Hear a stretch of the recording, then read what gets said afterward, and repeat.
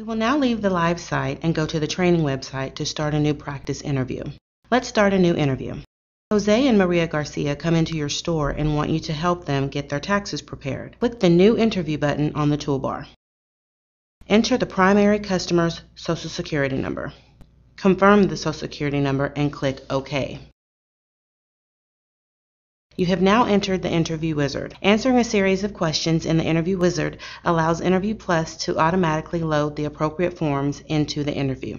After you have created a new interview, Interview Plus displays the Quick Estimator page 1. Interview Plus automatically displays the taxpayer's Social Security number. Enter the taxpayer's date of birth by month, day, and entire year. Then enter the spouse's Social Security number and date of birth. You will now begin the interview. Ask the following questions and click the yes or no boxes and enter numbers where appropriate. Can you be claimed on someone else's return? Can your spouse, if filing a joint return, be claimed on someone else's return? How many dependents do you have? Tax tip.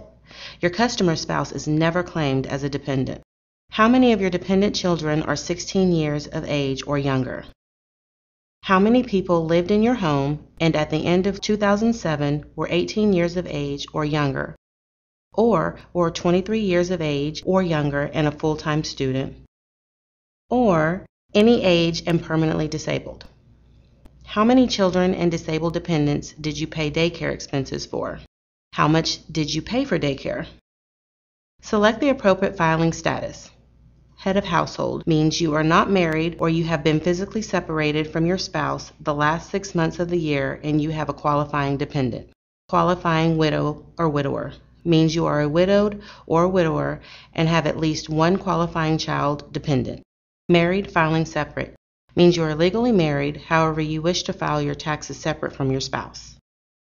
Married filing joint means you are legally married and wish to file with your spouse. Single means you have never been married or have been physically separated from your spouse for the last 6 months of the year.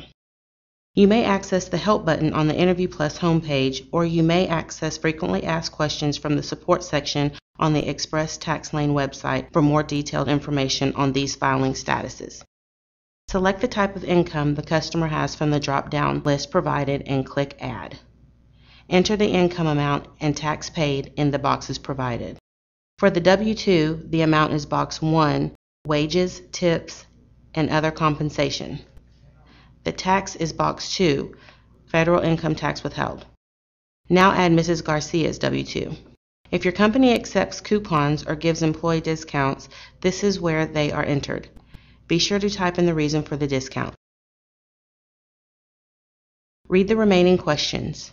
Do you want to itemize your deductions? Generally, if the taxpayer does not own a home, they do not qualify to itemize.